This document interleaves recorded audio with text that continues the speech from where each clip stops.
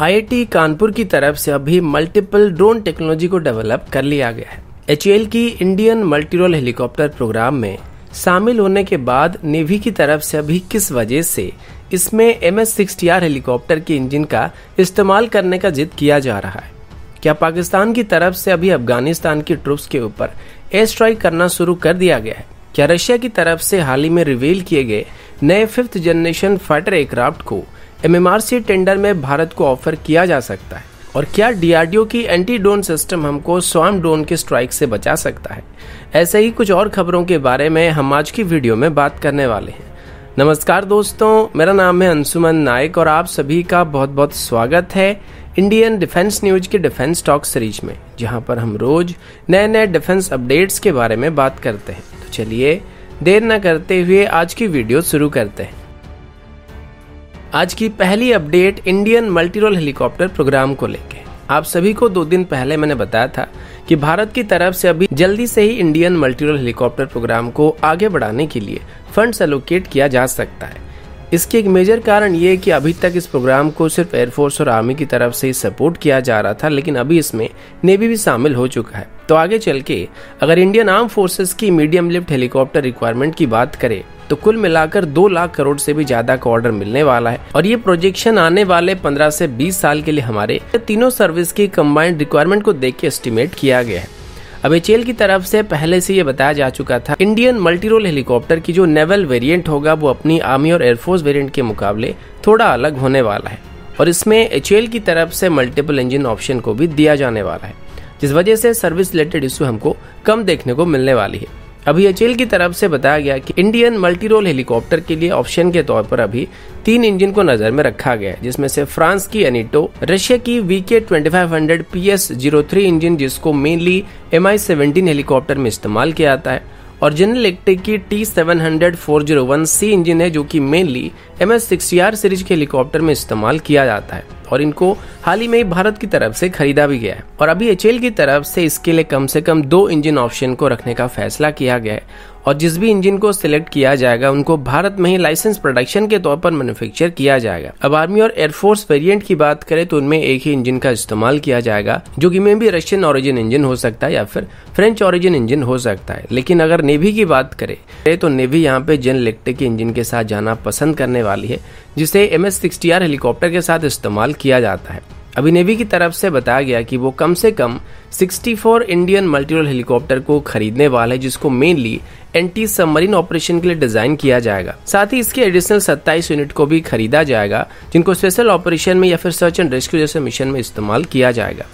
अब general electric के engine की बात करें तो इसके साथ जाने का एक मेजर कारण यह है कि अभी तक जितने भी हेलीकॉप्टर में इसको इस्तेमाल किया जा रहा है उनमें 98% के आसपास सर्विस अवेलेबिलिटी मिल रही है, जो कि वाइडली मल्टीपल हेलीकॉप्टर में इस्तेमाल किया जाता है, जिस वजह से नेवी यहाँ पर इस इंजन के साथ जाना पसंद कर रही है।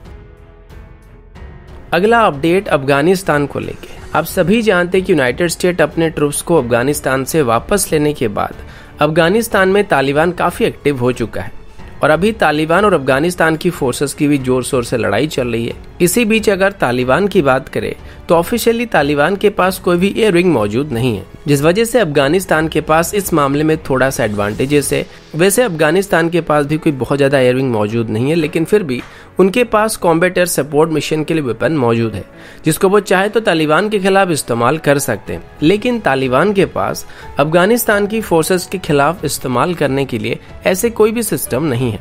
पर अभी अफगानिस्तान की तरफ से ये क्लेम किया गया कि तालिबान की तरफ से अफगानिस्तान की फोर्सेस के ऊपर एयर स्ट्राइक किया जा रहा है और इसमें पाकिस्तानी एयरफोर्स की तरफ से तालिबान को मदद किया जा रहा है। ये स्टेटमेंट अभी अफगानिस्तान के वाइस प्रेसिडेंट की तरफ से दिया गया है और उन्होंने बताया कि अफगानिस्तान के कुछ इलाकों में अभी पाकिस्तानी एयरफोर्स की तरफ से तालिबान को एयर सपोर्ट प्रोवाइड किया जा रहा है और साथ ही अफगानिस्तान को पाकिस्तान की तरफ से ऑफिशियल लेवल में वार्निंग भी दिया गया कि अगर वो तालिबान के ऊपर कोई एक्शन लेते हैं तो पाकिस्तानी एयरफोर्स की तरफ से उनको काउंटर किया जाएगा। अगर ये बात सच है तो ये लड़ाई में अफगानिस्तान के लिए काफी मुसीबत को क्रिएट करने वाला है, क्योंकि अगर पाकिस्तानी एयरफोर्स की तरफ से तालिबान को कॉम्बैट एयर सपोर्ट प्रोवाइड किया जाता है तो उनको अफगान आर्मी के ऊपर ऑफेंसिव ऑपरेशन को लॉन्च करने में काफी आसानी होने वाली है। फिर भी अभी तक पाकिस्तान की तरफ से इस बात को लेकर कोई भी स्टेटमेंट इशू नहीं किया गया। वैसे मुझे नहीं लगता कि पाकिस्तान की तरफ से ऑफिशियल लेवल में अफगानिस्तान को ऐसी कोई धमकी देने की गलती की जाएगी, क्योंकि इसका काफी नेगेटिव असर पाकिस्तान के ऊपर पड़ सकता है। बदले में वो चाहे तो तालिबान को सपोर्ट कर सकते हैं, जो कि वो सालों से करते आ रहे हैं,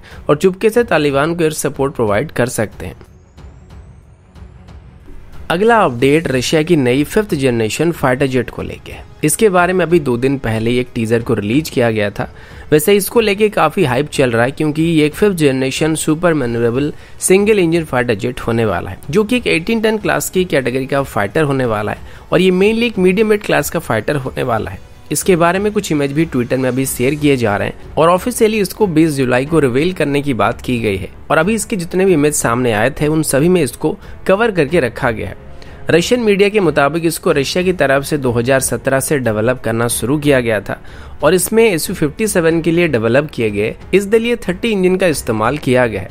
अब ये इंजन काफी पावरफुल इंजन है, जो कि एक 18 टन क्लास की फाइटर जेट को सफिशिएंट थ्रस्ट को प्रोवाइड करने वाला है। साथ ही इसमें थ्रस्ट वेक्टरिंग सिस्टम भी मौजूद होने वाली है, जो कि इसको बेहतर मैनेवरेबिलिटी प्रोवाइड करने वाला है। अब इसको रशिया की तरफ से USK F-35 को काउंटर करने के लिए बनाया जा रहा है, और मेनली इसको एक्सपोर्ट करने की एम रख के रशिया यहाँ पे डेवलप कर रहा है। जिस वजह से अगर आपने इसकी टीजर को अच्छे तरीके से देखा होगा तो उसमें मल्टीपल कंट्रीज को डिस्प्ले किया गया था, जो कि इसकी पोटेंशियल कस्टमर आगे चल के होने वाले हैं। और इसमें भारत, यूएई और वियतनाम जैसे देश रशिया की पहली प्रायोरिटी होने वाला है।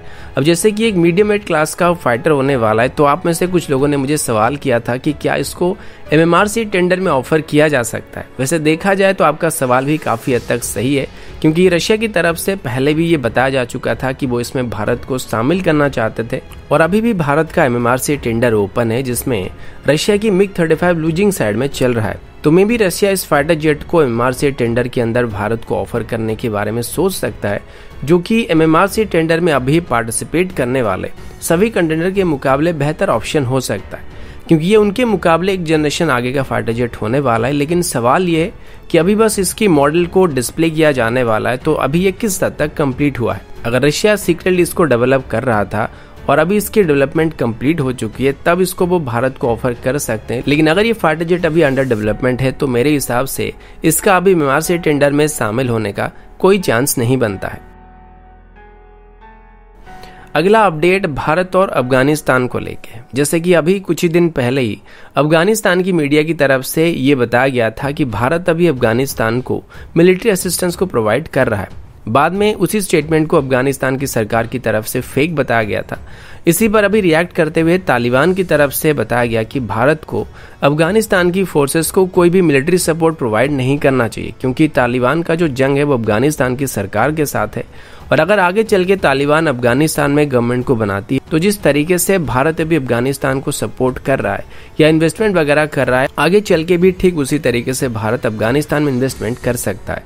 साथ ही अभी तक भारत की तरफ से अफगानिस्तान में जितने भी इन्वेस्टमेंट किए गए हैं, उन पर तालिबान की तरफ से कोई भी हमला नहीं किया जाएगा। साथ ही तालिबान के ऑफिशियल स्पोक पर्सन की तरफ से बताया गया कि भारत की जो भी एम्बेसी अभी अफगानिस्तान में मौजूद है, उनको भी तालिबान की तरफ से कोई भी नुकसान पहुंचाया नहीं जाएगा। उनके मुताबिक उनका बस एक ही एजेंडा है, और वो अभी अफगानिस्तान में फॉरेन रूल को खत्म करना चाहते हैं और वहां पर एक इस्लामिक सरकार को स्थापित करना चाहते हैं। इसके अलावा अभी अफगानिस्तान के जितने भी फॉरेन देशों के साथ अच्छे रिलेशन है, उन सभी को आगे चल के मेंटेन किया जाएगा। लेकिन यहाँ पर एक दिक्कत ये है कि तालिबान की तरफ से अभी पाकिस्तान और चाइना को भी अफगानिस्तान में इन्वेस्टमेंट करने के लिए अलाउ करने की बात सामने आई, जो कि भारत के लिए एक चिंताजनक बात हो सकती है।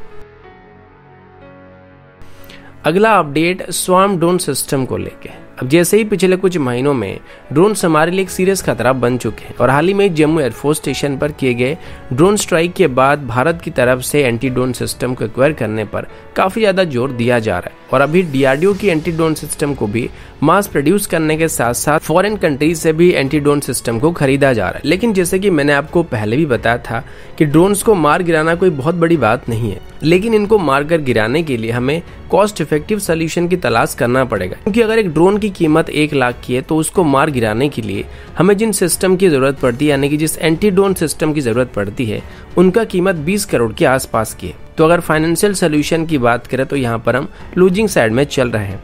अभी कल एक रिपोर्ट सामने आया था जिसमें ये बताया गया था कि डीआरडीओ की एंटी ड्रोन सिस्टम की तरफ से जम्मू एयरफोर्स स्टेशन के पास एक ड्रोन को मार के गिराया गया था, जो कि इसका पहला किल था। लेकिन दिक्कत ये है कि अभी हमारे पास जो भी एंटी ड्रोन सिस्टम मौजूद है वो स्वार्म ड्रोन्स के साथ एंगेज होने लायक नहीं बने हैं। इसकी एक मेजर कारण ये भी हो सकता है कि बस कुछ ही साल पहले इनको डेवलप करना शुरू किया गया था, जिस वजह से इनकी टेक्नोलॉजी अभी मैच्योर होने में थोड़ा वक्त लेने वाला है। अब डीआरडीओ की एंटी ड्रोन सिस्टम की बात करें तो इसमें बहुत सॉफ्ट किल और हार्ड किल कैपेबिलिटी मौजूद है, लेकिन ये एक बार में कितने ड्रोन के साथ एंगेज हो सकता है ये सबसे ज्यादा मायने रखने वाला है। क्योंकि अगर हमारे ऊपर एक ही ड्रोन से हमला किया जाता है तो ये हमको बेसिक प्रोटेक्शन प्रोवाइड करने वाला है, लेकिन अगर स्वार्म ड्रोन के साथ हमारे ऊपर स्ट्राइक किया गया तो तब ये हमारे लिए परेशानी क्रिएट करने वाले हैं। आपने कल वाली वीडियो देखा होगा जिसमें डीआरडीओ की एंटी ड्रोन सिस्टम एक ड्रोन को मार के गिरा रहा था, लेकिन बस एक ही ड्रोन को मार गिराने के लिए काफी ज्यादा टाइम ले रहा था।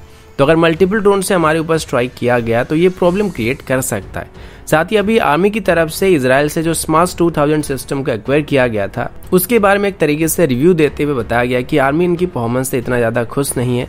हालांकि नेवी के लिए एक सही ऑप्शन हो सकता है क्योंकि नेवी रेयरली ड्रोन के साथ एंगेज होता है, पर अभी आर्मी को जिस तरीके से ड्रोन का सामना करना पड़ रहा है ऐसे सिचुएशन में ज्यादा इफेक्टिव नहीं होने वाला है, जिस वजह से आगे चल के हमको एक प्रॉपर एंटी ड्रोन सिस्टम की जरूरत पड़ने वाली है जो कि स्वार्म ड्रोन्स को भी डिस्ट्रॉय कर पाए, और अगर हमारे ऊपर एक बार में मल्टीपल ड्रोन्स की तरफ से हमला किया जाता है तभी वो हमको सुरक्षित रख पाए। अगला अपडेट आईआईटी कानपुर की तरफ से है। कानपुर की लोकल मीडिया रिपोर्ट के मुताबिक आईआईटी कानपुर की तरफ से अभी ड्रोन रिलेटेड सिक्योरिटी चैलेंजेस को देखते हुए इंडियन मिलिट्री के लिए ड्रोन्स को डेवलप करने का फैसला किया गया है। आईआईटी कानपुर की तरफ से बताया गया कि वो अभी कुछ ड्रोन्स को डेवलप कर रहे हैं जिनको मल्टीपल ऑपरेशन के लिए इस्तेमाल किया जा सकता है, जिनको मिलिट्री ऑपरेशन के अलावा पुलिस इस्तेमाल कर सकती है, एनडीआरएफ इस्तेमाल कर सकते हैं या फिर इनको हेल्थ केयर सेक्टर में भी इस्तेमाल किया जा सकता है। इसके लिए आईआईटी कानपुर की तरफ से मल्टीपल एमएसएमई कंपनीज के साथ भी टाई अप किया जा रहा है, और आईआईटी कानपुर के मुताबिक वो अभी मल्टीपल ड्रोन्स को डेवलप कर चुके हैं और इनको मैन्युफैक्चर करना शुरू किया जा सकता है, और इसके लिए अभी वो इंडस्ट्रियल पार्टनर की तलाश कर रहे हैं। उम्मीद है कि जल्दी से ही सरकार की तरफ से इनको मैन्युफैक्चर करने के लिए भी अप्रूवल दे दिया जाएगा। वर्तमान भारत में जो भी नए नए एमएसएमई कंपनी है जो कि ड्रोन्स को मैन्युफैक्चर करते हैं उन सभी को मेजर कंपोनेंट्स को बाहर से इंपोर्ट करना पड़ता है, लेकिन आईआईटी कानपुर की तरफ से अभी इसकी सभी बेसिक कंपोनेंट्स की टेक्नोलॉजी को डेवलप कर लिया गया है, जिस वजह से हम अगर ड्रोन्स को बनाने की कोशिश करेंगे तो हम इसके सभी पार्ट्स को भारत में मैन्युफैक्चर कर सकते हैं, और इसके लिए कंप्लीट रोड मैप को आईआईटी कानपुर की तरफ से तैयार किया जा चुका है, जिसको इसी साल के अंत तक पब्लिश करने की बात सामने आई है। तो दोस्तों अभी के लिए इतना ही, मिलता हूँ आपसे अगले वीडियो में, तब तक के लिए जय हिंद, वंदे मातरम।